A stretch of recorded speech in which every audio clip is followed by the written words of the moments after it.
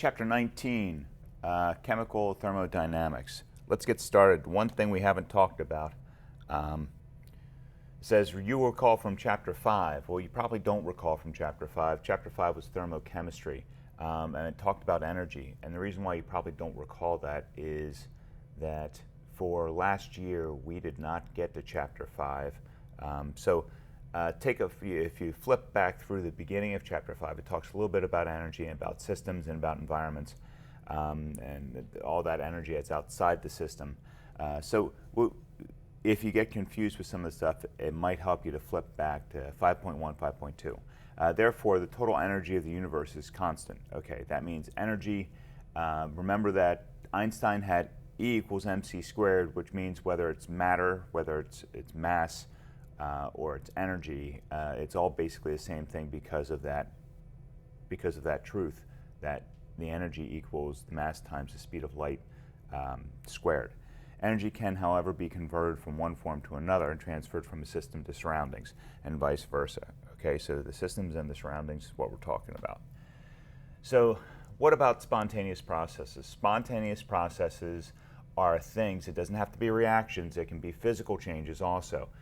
Processes that can proceed without any outside intervention. In other words, we have our A and our B bulbs here, and as soon as I open the space between them, you're going to get a mixing, a spontaneous mixing. If it's happening at any temperature above absolute zero, which it all is, because absolute zero is basically a theoretical temperature for us in which all motion stops. But if it's not absolute zero, then the molecules are going to be moving, and because they're going to be moving, they're going to spontaneously mix both bulbs. So the molecules in B will mix to both bulbs spontaneously without any outside intervention. Okay, the fact that they're moving is enough. And because that happens spontaneously, what will not happen then is that once the molecules have mixed in both, or fused, or moved from just B to both A and B in equal amounts, approximately, those molecules will not move back to just B or move all into just A. That does not happen spontaneous. So there's a direction to this, is what this is saying. Spontaneous happens on its own. Non-spontaneous means you need to force it for it to happen. That's basically what we're talking about. And reactions follow the same process, which means that some things happen spontaneously, like this nail goes from being just iron on its surface to both iron and oxygen on its surface, the iron oxide. What you're looking at, the red Fe2O3, iron 3 oxide, is rust, obviously. Okay? So a spontaneous process can be a physical change or a chemical change that goes in one direction, and then the opposite does not happen. The reverse process is not spontaneous. Okay, so processes that are spontaneous at one temperature may be non-spontaneous at different temperatures.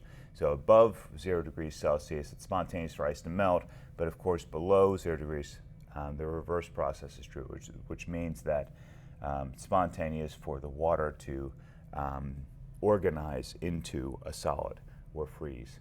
Okay, let's keep going. I think the understanding of a spontaneous process is pretty easy to get. So in the reverse process, the system changes in such a way that the system and surroundings can be put back into their original states by exactly reversing the process. This is what a reversible process is. Something like having the flask of water and the flask of ice, and you can go back between the two of them just by changing the temperature. And that's something that can happen easily. However, if we're looking further back, once we get to this point here where we have the rust on the nail going back in this direction, this is what would be considered an irreversible process. Okay? That says irreversible, which means that going back would be very, very, very difficult, if not even possible. Okay? So something like a reversible process would be like heat leaving a system and then the system regaining the heat from the surroundings. That would be a reversible process because that's something that happens easily, the transfer of heat in between the system and the surroundings. Okay? So a movable partition here. Irreversible processes can not be undone by exactly reversing the change in the system. Spontaneous processes tend to be irreversible. That much is true. So irreversible processes are those things that cannot be put back the way they were just by changing the conditions back to the original conditions. That's basically what it's talking about. Irreversible processes cannot be undone by exactly reversing the change. Okay? So that leads us to entropy. This is 19.2 now. So what is entropy? Entropy is a term coined by Rudolf. That's an awful name. What was the other one? Meyer did the periodic table. Lothar Meyer and Rudolf Clausius. These guys are evil villains in ridiculous B movies. Okay, so he's talking about what you see here. The Q means heat or energy, and the capital T means absolute temperature in Kelvin. Okay, moving on. So entropy can be thought of as a measure of the randomness of a system. Now we're getting we're getting a little more outside of like our normal like moles, mass, volume. Okay, this is a little bit more esoteric. Whereas we're talking about entropy and we're talking about randomness, and it's difficult to define randomness, but they did it. They defined it and they quantified it, which means you can actually measure entropy. So it's related to the various modes of motion in molecules, and we'll talk more about that in 19.3. Like the total energy and enthalpy, entropy is a state function, which means that to find the delta S, we're just simply looking at the final amount of entropy minus the initial. We've seen this in temperature. We've seen this in Chapter 5. We see it in enthalpy. Remember, when I talk about delta H, that's enthalpy, which is almost exactly the same thing as heat. So that's how we can think of there are simpler words to define these things, and it's almost exactly the same thing as heat.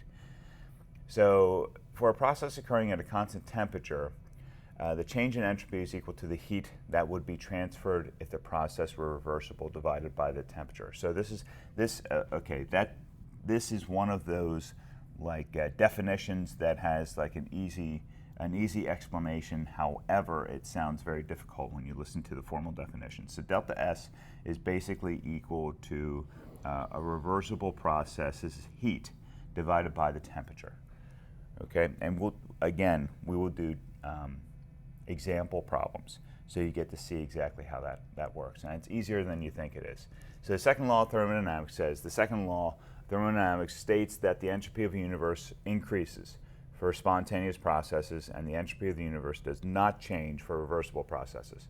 So that means for spontaneous, like the iron nail going to rust, or the steel nail going to rust, that happens spontaneously, and it's not reversible, which means that is adding entropy to the universe. So entropy of the universe is always increasing because that entropy is not being undone by reversible processes. So basically entropy goes in one direction and it just increases. Second law of thermodynamics says that for reversible processes, entropy of the universe equals the system plus the surroundings, and that equals 0 for reversible processes. Okay, so these are the things that you can change back and forth, like the melting of the ice and the freezing of the ice. For irreversible processes, though, then we are always bigger than 1. You see that? That always goes up. Always goes up. The last truths mean that as a result of all spontaneous processes, the entropy of the universe increases. I just, kept saying that. Okay, and this part here, entropy for the molecular scale, that is 19.3, and we will get into that in the next screencast.